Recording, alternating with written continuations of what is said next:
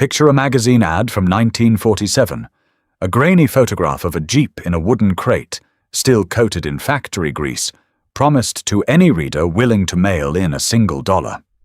$50, the ad claimed, was all it took to own genuine U.S. Army surplus. Millions of Americans believed it. Millions of Americans told their children about it for decades afterward. And almost none of it was true. But here's the part nobody tells you. The real story of what happened to America's war machine after 1945 is stranger, messier, and far more revealing than the myth that replaced it. You're about to find out what actually happened to hundreds of thousands of military trucks, why the government's own rules turned surplus disposal into a nationwide scandal, and how a war-winning workhorse ended up hauling hay, moving houses, and rotting in fields across the country. This isn't the story you've heard. This is the one buried underneath it. To understand why this mattered so much, you have to understand what these trucks actually did. The CCKW, nicknamed the Jimmy by the men who drove it, was the backbone of American logistics in the European theater. It wasn't glamorous. It wasn't a tank or a fighter plane. It was a 2.5-ton, 6-wheel drive cargo truck, and it may have done more to win the war in Europe than almost anything else built by American industry. During the Red Ball Express, the emergency supply route that kept Allied armies moving after the Normandy breakout, convoys of these trucks ran around the clock for 83 days, delivering over 12,000 tons of fuel, ammunition, and food to frontline units every single day. Without that constant stream of supplies, the advance across France would have stalled. Some historians argue the war in Europe would have dragged on for additional months without it.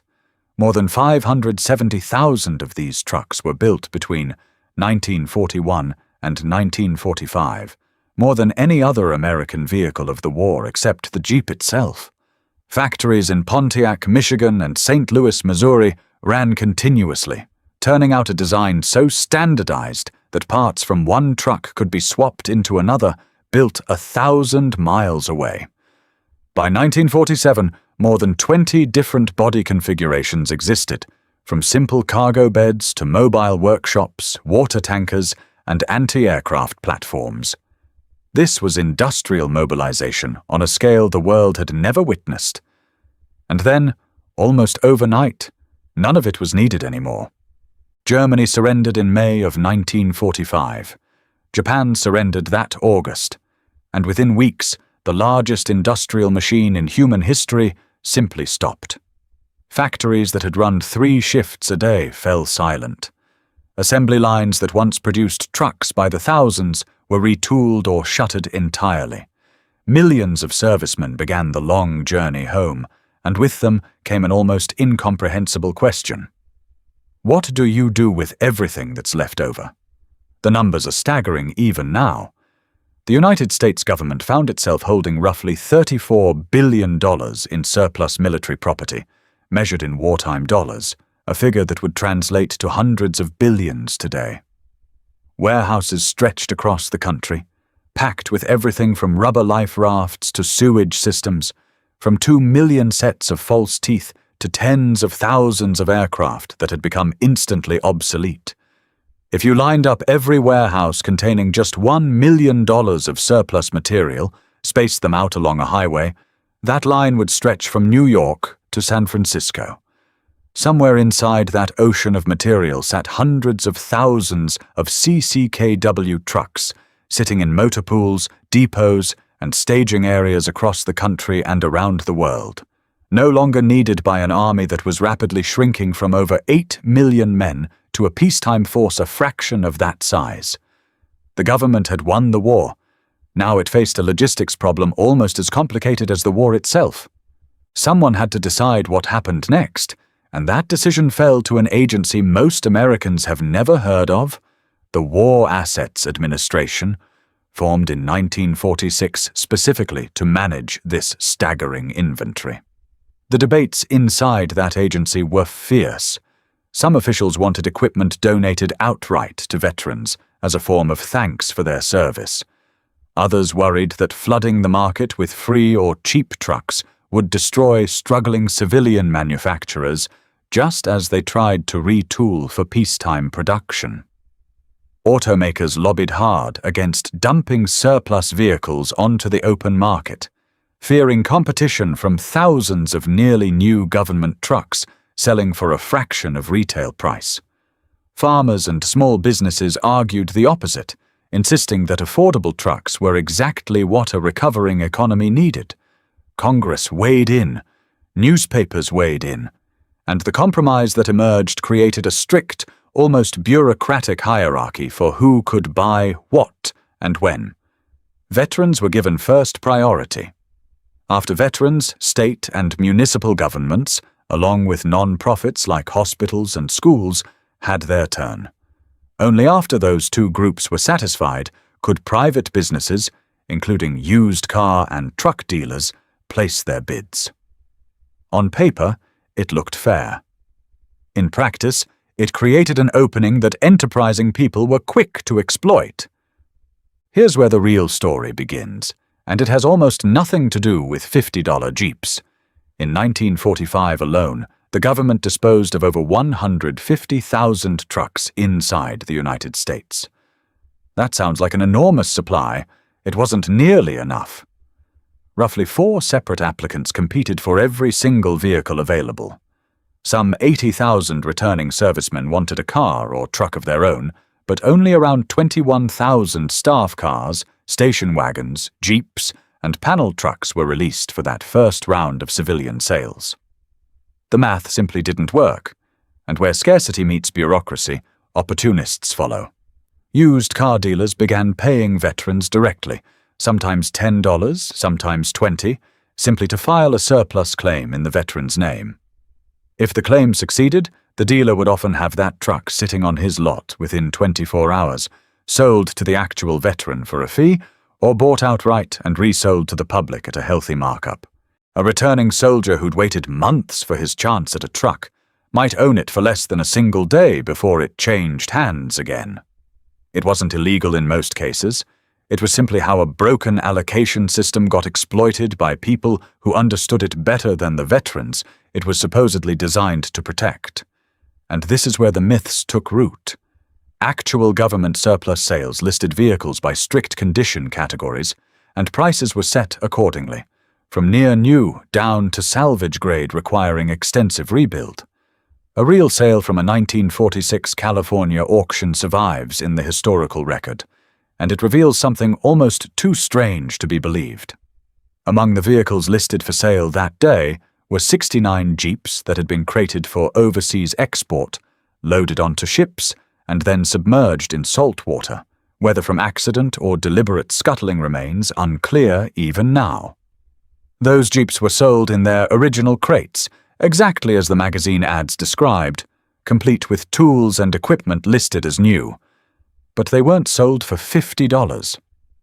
They sold for significantly more, and buyers who purchased them faced the genuinely bizarre task of restoring a vehicle that had spent months soaking in ocean water before it ever touched American soil.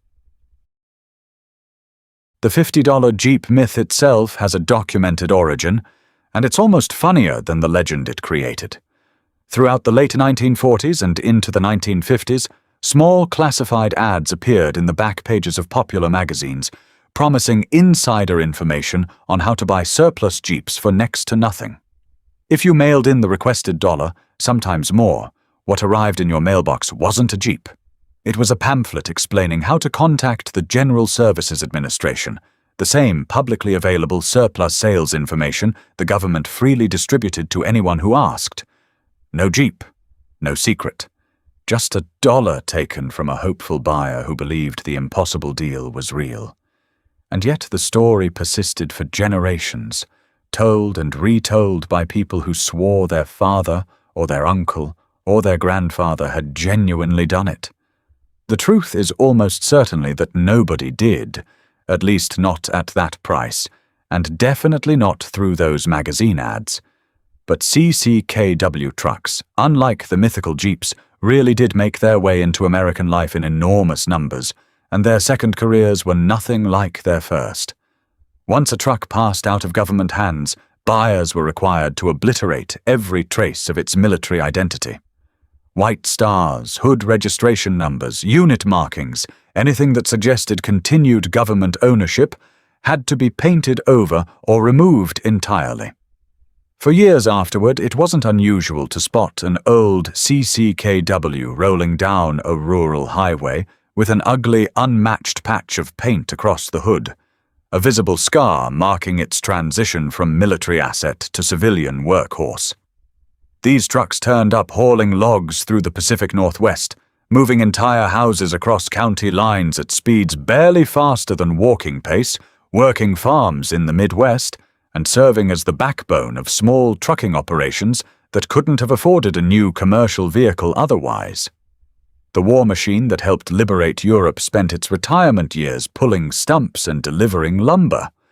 Not every story from this era ended so mundanely, though, and some of what happened to America's surplus never even made it back to American soil. On the island of Espiritu Santo in the South Pacific, the United States had built an enormous base capable of housing 40,000 soldiers, sailors, and Marines, complete with hundreds of vehicles and mountains of equipment. When the war ended, American officials attempted to sell this surplus to the local joint French and British colonial authority, rather than pay to ship it all home. The local government refused to negotiate, apparently convinced the United States would simply abandon the material for free rather than absorb the shipping costs. They were wrong, and they badly misjudged American resolve. Frustrated Navy construction battalions built a makeshift ramp extending into the ocean and systematically pushed trucks, jeeps, bulldozers, and crates of equipment straight into the water rather than hand any of it over. The site earned a nickname that still exists on maps today: $1 Million Point, named for the staggering value of machinery now sitting on the ocean floor, visible to scuba divers who explore the wreckage decades later. It stands as one of the strangest acts of post-war destruction in American history, driven not by strategy but by stubborn pride. The legacy of this chaotic disposal era stretches much further than most people realize. Surviving CCKW trucks are now prized by military vehicle collectors around the world, restored with the same painstaking attention once reserved for fine art, their original olive drab paint carefully recreated, their engines rebuilt to running condition decades after they left the factory floor. Military vehicle clubs maintain rosters of surviving trucks, connecting owners and enthusiasts across continents, keeping alive machines that were never designed to last this long in the first place. Museums display them as centerpieces, testaments to the industrial effort that helped win a war, and the pattern established in 1945 never really disappeared. It simply evolved. Decades later, when America's tactical vehicles once again became surplus, when Humvees rolled off active duty and into auction houses, buyers found nearly identical dynamics at play: strict allocation rules, fierce competition, and vehicles selling for wildly different prices depending on condition, sometimes for a few $1,000s, sometimes for tens of thousands, but never, notably, for $50.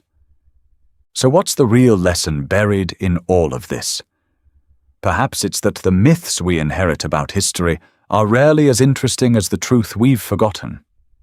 The $50 Jeep never existed, but the actual disposal of America's wartime industrial output was a genuinely remarkable story of bureaucratic ambition colliding with human opportunism, of veterans waiting months only to lose their place in line within a single day, of trucks dumped into the Pacific out of pure spite, and of workhorses that quietly built post-war America one delivery, one farm, one moved house at a time.